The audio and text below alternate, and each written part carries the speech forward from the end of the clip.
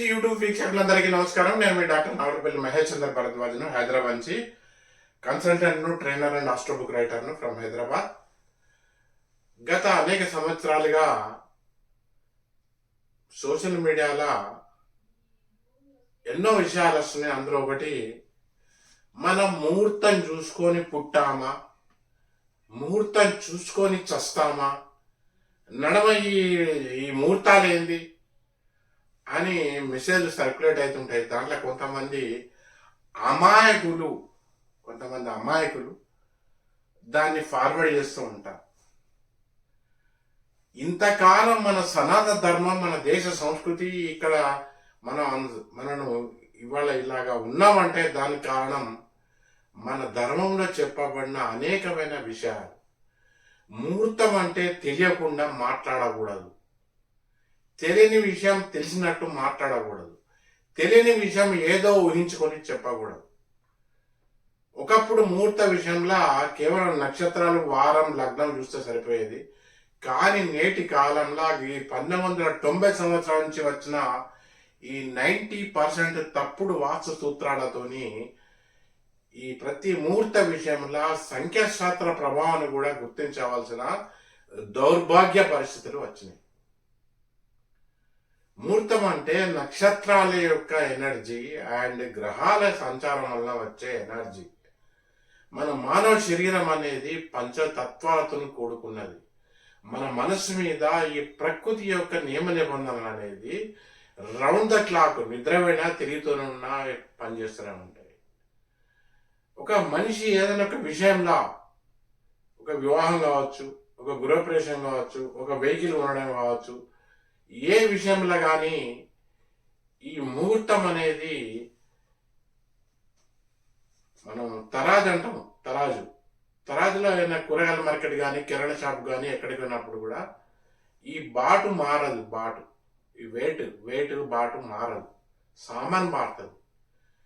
Kilo పప్పు, kilo పంచదార, kilo పిండి, కిలో కూరగాయలు, ఈ కిలో అనేది నువ్వు ఏదైనా లాస్ట్కు బంగారం అనను, ఈ బాటు మారదు. కిలో పప్పుకు ఏ రాయి ఉంటుందో కిలో బంగారాన్ని కూడా అదే రాయి ఉంటుంది. రాయి మారదు, వస్తువు మారుతుంది. అలాగే ఒక మనిషి ఏదైనా ఒక విషయంలో అతని యొక్క, వాళ్ళ కుటుంబం యొక్క ఇంట్రెస్ట్, వాళ్ళ దగ్గర ఉన్న ఫైనాన్షియల్ కండిషన్, వాళ్ళ పలుకుబడి, వాళ్ళ యొక్క పిసినాస్తనం కూడా ఉంటుంది. వాళ్ళు తమ సోషల్ స్టేటస్ను డెవలప్ చేసుకోవడానికి కావచ్చు, వాళ్ళు తన అధికారం ప్రదర్శించుకోవడానికి కావచ్చు, ఇంకేదో కారణం కావచ్చు, అనేక కారణాల వలన ఈ ఫంక్షన్ అంటూ చేసేటప్పుడు చాలా పటోటపంగా చేస్తారు. సరే, అది కూడా ఒక మంచిదే. ఈ పటాటోపంగా ఆడంబరాలుగా చేసే ఈ ఖర్చులు కూడా కొంతమందికి ఉపాధి కల్పిస్తుంది కదా, అది కూడా సంతోషమే. కాకపోతే ఏంటంటే, ఒక వ్యాపార ప్రారంభం కావచ్చు, ఒక పిల్లలు ఒక విద్యా సంస్థలు చేయని కావచ్చు, ఒకళ్ళైనా ఉద్యోగంలో చేయని కావచ్చు, ఇంకేదైనా కావచ్చు, మనకు ప్రతి దానికి ఖచ్చితంగా ముహూర్తం చూసుకోవాల్సిన ఖచ్చితమైన అవసరం ఉన్నది. నువ్వు నమ్మకపో, ఇవి సృష్టి నియమాలు. నమ్మితే నీకే మంచి జరుగుతుంది, నమ్మకుంటే నీకే కాలుతుంది. దాని యొక్క దుష్ప్రభావం అనేది గ్యారంటీ, పాడడం గ్యారంటీ. రేపు కాకుంటే ఎల్లుండి కాకుంటే నెక్స్ట్ ఇయర్. అయితే ఇక్కడ ఏంటంటే, మనకు ఏదైనా పని ఉంటే, ఏదైనా ప్రభుత్వ ఆఫీస్ కావచ్చు, ప్రైవేట్ ఆఫీస్ కావచ్చు, లేకుంటే ఏది లేదు తెలిసిన వాళ్ళ ఇంటికి వెళ్ళాలన్నా కూడా, వాళ్ళు అర్ధరాత్రి నిద్రపోయినప్పుడు, లేకుంటే ఊరికి తాళం వేసి ఊరికైనప్పుడు మనం వాళ్ళ ఇంటికి పోతే మన పని కాదు, పర్పస్ సాల్వ్ కాదు.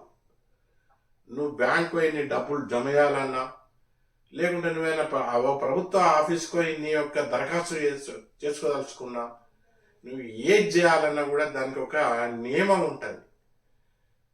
సెలవు రోజులు నువ్వు ఎక్కడికో ఆఫీస్కి వెళ్తే లాభం ఉండదు.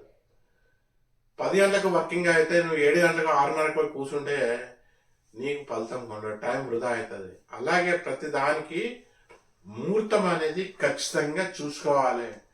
అలాగే ఇంతకాలం మన జాతిలా చూసుకోవడం వల్ల మనం ఏమాత్రమైన కాస్త సుఖంగా ఉన్నాం. ఈ ముహూర్త విషయంలో ఖచ్చితంగా ప్రప్రథమంగా నమస్కరించవలసి, దండం పెట్టవలసింది మన సిద్ధాంతులకు, పంచాంగాలు రాసే సిద్ధాంతులకు.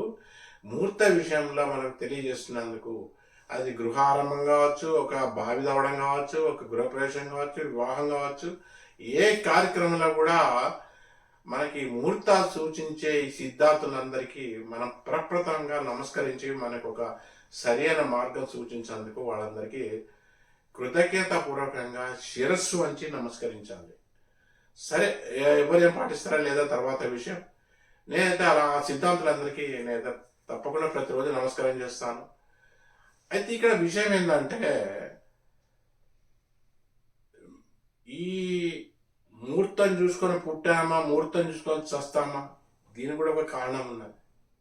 నువ్వు గత జన్మల చేసిన అనేక పాపపుణ్యాల ఫలితాలను అనుసరించి నువ్వు ఫలాని ఇంట్లో, ఫలాని గర్భంలో, ఫలాని రోజున పుట్టాలని అది నిర్ణయమై ఉంటుంది. అలాగే నీ ఈ భూమి మీద నీకు నూకలు ఎప్పుడు చెల్లాలి అంటే, నువ్వు ఎప్పుడు చచ్చిపోతావు అనేది దానికి కూడా ఒక టైం ఉంటుంది. నువ్వు పుట్టేది ఎప్పుడో నీకు తెలియదు, చచ్చేది ఎప్పుడో నీకు తెలియదు. ఈ మధ్యకాలం అంతా నీకు తెలుసు కనుక నీ మంచి కోసం, నీ జీవితంలో మంచి సంఘటనలు జరగడానికి, చెడు అనేది జరగకుండా ఈ ముహూర్తం చూసుకోవాల్సిన అవసరం ఉన్నది. ఇప్పుడు ఈ సోషల్ మీడియాలో వచ్చే ఈ విషయాలన్నింటినీ దయచేసి మీరు నమ్మకండి. నమ్మినోళ్ళు దాన్ని సరదాగా తీసుకొని, జోక్గా తీసుకొని ఫార్వర్డ్ చేయకండి. ఇది ఒక మానసిక యుద్ధం.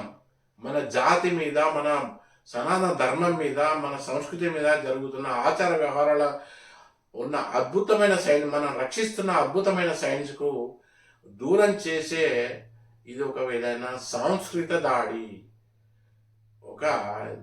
ఈ మీడియాలో ఇటువంటి వచ్చే వార్తలు అంటే ముహూర్తం తీసుకొని పుట్టామా, ముహూర్తం తీసుకొని చస్తామా అని ఇటువంటి ఈ మాటలు, ఇలాంటి వార్తలు, ఇలాంటి మెసేజ్లు అనేది మన జాతి మీద జరుగుతున్న ఒక దాడిగా భావించాలి.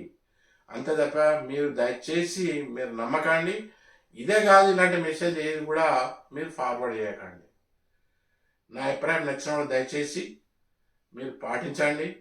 ఇతరులకు కూడా నా అభిప్రాయం షేర్ చేయండి. మీరు సరదాగా తీసుకున్న విషయం అది మీ కుటుంబం వాళ్ళకు, మిమ్మల్ని నమ్మిన వాళ్ళకు, మీ వంశానికి, మన తోటి సమాజానికి నష్టం కలిగించకండి. ఉంటాను. నమస్కారం.